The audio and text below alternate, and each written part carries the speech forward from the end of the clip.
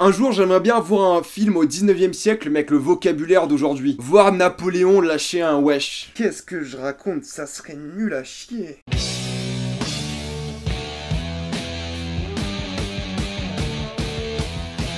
L'empereur de Paris. Comme d'habitude, jusqu'à minute indiquée dans le titre de la vidéo, il n'y aura pas de spoiler, parce que là vous êtes tranquille, après on va tout spoiler. Messieurs et mesdames, c'est la dernière critique de 2018. Et oui, la dernière critique à chaud de l'année. C'est pas du tout la dernière vidéo de l'année, par contre il y a quelques tops à sortir, vous inquiétez pas. Mais c'est la dernière critique à chaud de l'année, et je suis content de finir sur l'empereur de Paris. L'empereur de Paris était un film que j'attendais beaucoup, parce que j'ai vu quasiment... Oui, j'ai vu tous les films d'ailleurs de Vincent Cassel depuis 5-6 ans. C'est pour moi l'un des meilleurs acteurs de tous les temps, en France du moins, et peut-être même dans le monde d'ailleurs, parce que je trouve que c'est un acteur absolument incroyable. Pour moi, les deux acteurs modernes qui sont excellents, c'est Jean Dujardin et Vincent Cassel, ils sont irréprochables à mon goût, même dans leur choix de film, surtout Vincent Cassel, j'adore. Et l'Empereur de Paris, j'attendais vraiment ce film, parce que c'est un film ambitieux et j'aime beaucoup les dramas historiques. Là, c'est un drama de la post-révolution, début 19e siècle, début des conquêtes napoléoniennes. Moi, c'est une époque post-révolution que je connais pas trop, on va dire entre 92 et 1805, j'ai un peu du mal. Là, ça tombe bien, c'est 1805-1810, ça parle pas de Napoléon, forcément, ça parle de Vidocq. Vidocq était un ancien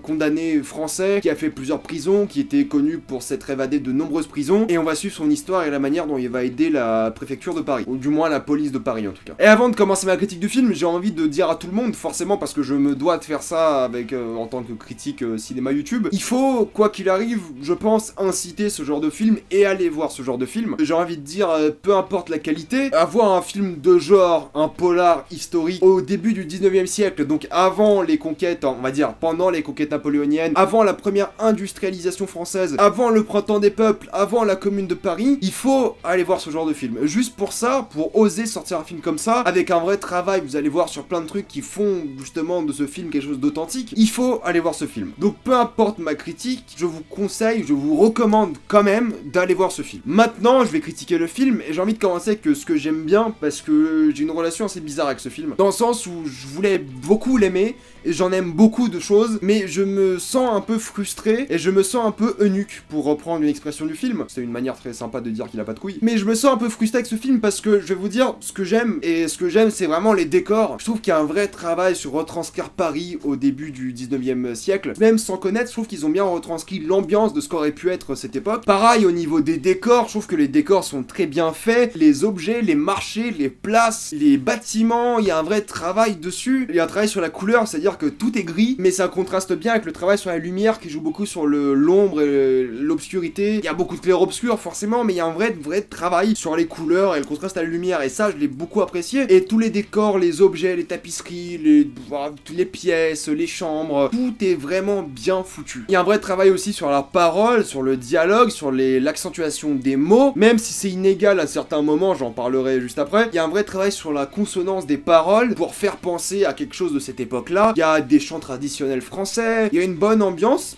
française qui fait vraiment française, et je suis content de ça. Je suis content sur le travail de la photographie aussi. On met bien en scène les décors, les alentours, la ville de Paris, mais aussi les personnages, un peu le poids de la ville sur leurs épaules. J'ai trouvé ça vraiment bien fait. Il y a un vrai travail et ça mérite d'être mis en avant. Pareil pour la mise en scène, c'est Richet, je crois, qui a réalisé le film. J'aime beaucoup Mesrine, pour reprendre le film Mérine 1 et 2, je crois que c'est Instinct de survie et Ennemi public numéro 1. Et c'est des films que j'aime beaucoup, je trouve qu'ils sont vraiment bien, et pour moi c'est des films cultes du cinéma français. Et donc revoir Richet avec Vincent Cassel, ça fait vraiment plaisir. Je crois que j'avais pas vu le film qu'il avait fait avec Vincent Cassel, un film avec la plage où il drague des jeunes, enfin je sais plus ce que c'était ce film, ça m'a pas tenté plus que ça. C'est un duo de réalisateurs-acteurs que moi j'aime bien, et j'étais content de le revoir un film de Richet, surtout au cinéma. Il y a un vrai travail aussi sur la mise en scène, tu vois qu'il y a beaucoup d'inspiration et de films d'époque, on va dire, de films de drama historique, et un peu d'inspiration de films plus récents, plus action, plus Mesrine justement. J'ai pas vu Bloodfather avec Mel Gibson, je crois que c'est lui qui l'a réalisé, j'ai pas vu non plus, mais il y a des inspirations et modernes et plus old school, on va dire, dans la manière de faire de la mise en scène, et ça fait une sorte de Frankenstein assez agréable à regarder du point de vue de la mise en scène. Ça ose des trucs, surtout il y a certains plans séquences que j'ai beaucoup aimé, où c'est juste des personnages qui parlent, et la caméra tourne autour du personnage, et ça donne vraiment du poids aux paroles des personnages, et je trouvais ça bien. Il y a même des fois des petits jeux sur les angles de la caméra. Il y a un moment où la vie de Vidocq va basculer, juste la caméra va aussi basculer à ce moment même, pour s'aligner sur les décors. C'est un passage très intéressant. Déjà, tu vois que le mouvement de caméra te surprend, et en plus ça rend l'image parallèle, et tu t'y attends juste pas, donc il y a une vraie ambition de faire les choses bien, et je trouve que la mise en scène est vraiment bien foutue, et ça met bien en avant ce que ça essaie de mettre en avant. Il y a quelques trucs bizarres des fois que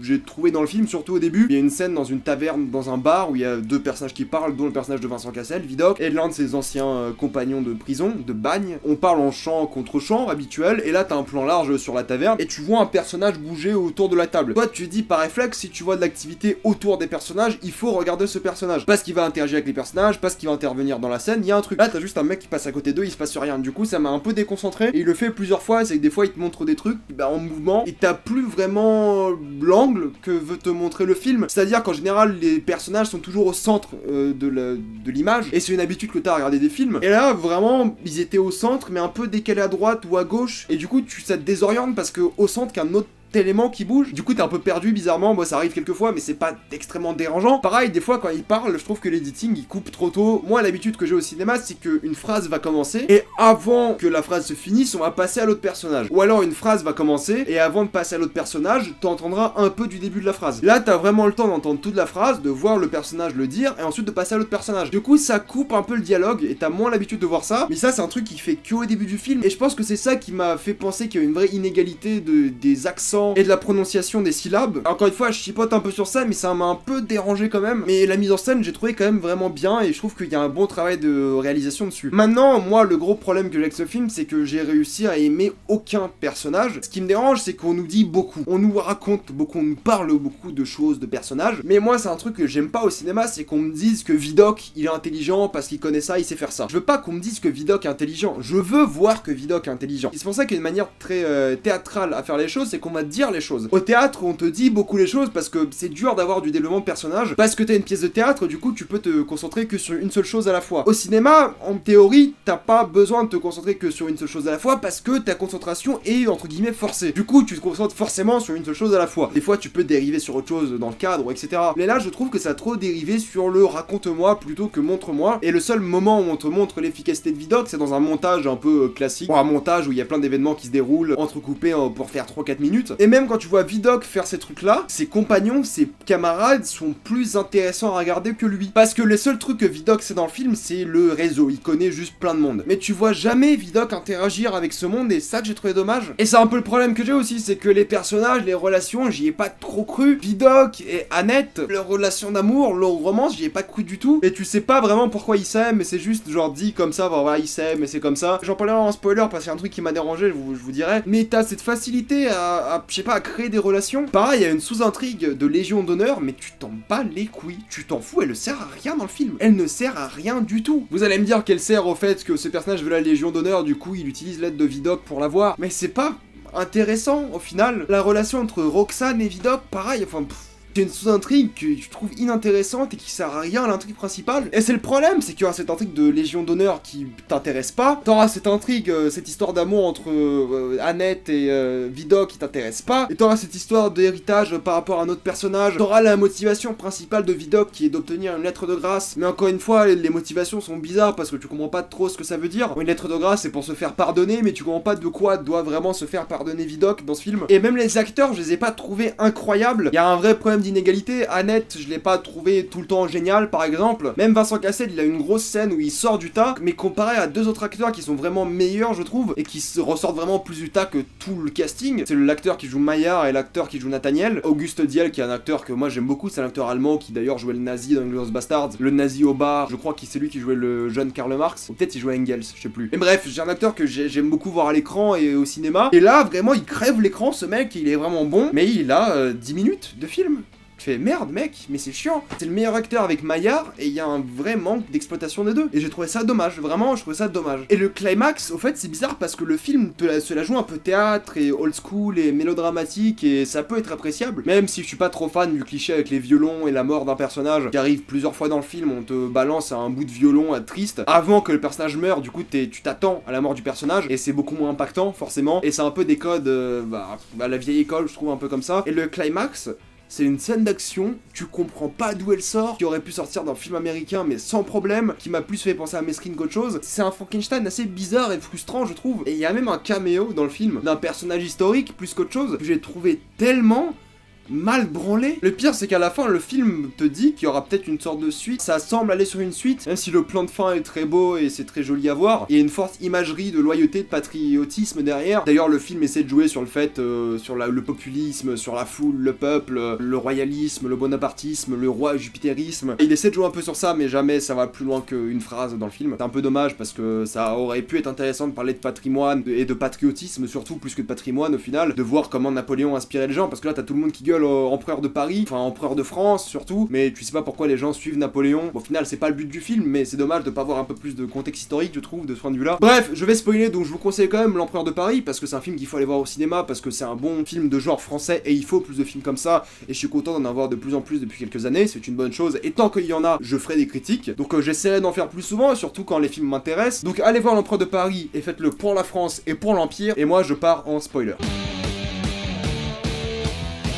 T'as une scène qui m'a énormément dérangé dans le film, c'est la scène avec Annette et Vidocq, quand ils se tapent avec le coussin, quand ils s'embrassent, quand ils s'aiment, tout ça. Cette scène-là ne sert à rien, sauf à te dire que Annette va mourir dans la scène d'après, ou du moins dans la séquence d'après. Parce que tout le long du film, t'avais aucune scène où ils s'aimaient. Et c'est dommage, parce que quand ils sont au château et t'as cette scène entre Annette et Vidocq, c'est chou, c'est mignon. Ça, t'y crois un peu, tu vois, ils rigolent et se foutent la honte devant tout le monde, enfin c'est mignon, tu vois. Et ça, j'aimais bien, tu vois, qu'Annette, elle était vraiment amoureuse de Vidocq à ce moment-là. Tu sais pas pourquoi, tu ne sais pas comment, mais elle l'est. Et c'est dommage de pas savoir comment, pourquoi, de pas avoir instauré une meilleure relation entre les deux. Je sais pas, d'avoir eu plus de scènes où ils sont vraiment amoureux. T'as même pas l'impression que Annette est utile. À un moment, elle sort genre, moi je connais la rue, et c'est ça son utilité, d'après le film, mais on la voit jamais faire quoi que ce soit. Si à un moment elle donne de l'argent à Vidocq ou à un, je sais pas, un mot ou quelque chose, bon bref. L'acteur qui jouait Maillard, il était menaçant, il faisait peur. La scène où il dit, la prochaine fois ça sera pas mon ongle mais mon couteau, c'est bien. Et toute la scène où il arrive devant la baronne et il lui fait, c'est moi qui t'ai mis ici, respecte-moi, tout ça. L'acteur est imposant, il joue bien, j'ai beaucoup aimé. Il fallait plus de ça. Et quand Maillard se fait buter par Nathaniel, c'est une bonne scène parce que tu t'attends pas à ce changement de dynamique, et t'y crois et t'aimes bien, mais après Nathaniel il disparaît. Et tu sais pas pourquoi Vidocq refuse vraiment de rejoindre Nathaniel. Il aurait rejoint Nathaniel qui a clairement l'air de se faire chier en tant que baron empereur de Paris, entre guillemets. Tu sais pas pourquoi ils auraient pas pu faire un truc ensemble. Oui, il veut sa lettre de grâce, mais qu'est-ce qui fait Vidocq de mal pour être condamné? Est-ce qu'il est prisonnier du système? Enfin, qu'est-ce qui se passe? Pourquoi? J'y comprends pas. La motivation derrière la lettre de grâce, faut me l'expliquer parce que je me suis pas senti investi dans cette histoire. Le caméo de Napoléon, j'ai trouvé ça bête. Pourquoi montrer le visage de Napoléon? À ce moment où tu vois le chapeau de Napoléon, le chapeau énormément culte, enfin un chapeau que tout le monde connaît sur Terre, et du coup tu sous-entends qu'il y a Napoléon qui est juste là, et c'est cool parce que tu vois pas son visage, et là t'as un plan pendant une seconde où tu le vois et il fait une sale tronche. T'avais pas besoin de montrer le visage de Napoléon, ça a démystifié le personnage, surtout dans un film qui parle pas de Napoléon. Et j'ai trouvé ça un peu bête, un peu dommage, pourquoi le montrer? J'ai même pas reconnu l'acteur, je sais même pas s'il est connu. Le dos de Napoléon à cheval et tout aurait suffi. En plus il fait 1m65, ça aurait suffi. Enfin bon, il y a plein de trucs qui m'ont dérangé, la mort de ses potes, j'y ai pas cru, la mort de Annette, j'y ai pas cru, je m'en foutais. Le combat dans l'église, j'ai trouvé bien foutu, joli, un vrai travail, plan séquence, tout ça, très très bien. Mais quand Nathaniel meurt, il meurt en 2 secondes, je comprends pas. Vidocq, il se fait tirer dessus 2 fois alors que tous les autres personnages dans le film, ils sont tirés dessus une fois, il meurt. Bon voilà, c'est un film de vieux quoi, c'est un peu dommage. Je suis un peu déçu, c'est un film au final assez oubliable, mais il faut quand même aller le voir. Je vais m'arrêter là pour Empereur de Paris, donc mettez-moi dans les commentaires si vous avez vu, si vous avez détesté, adoré l'Empereur de Paris. Pensez à vous abonner à la chaîne pour plus de vidéos. Si vous aimez la chaîne, pensez à la soutenir gratuitement grâce au lien dans la description et dans le commentaire épinglé. Vous regardez une petite pub et moi ça me fait un peu d'argent. Suivez-moi sur Instagram pour des critiques exclusives. Suivez-moi sur Twitter pour plus de vidéos. Et moi je vous dis à la prochaine fois. Salut à tous.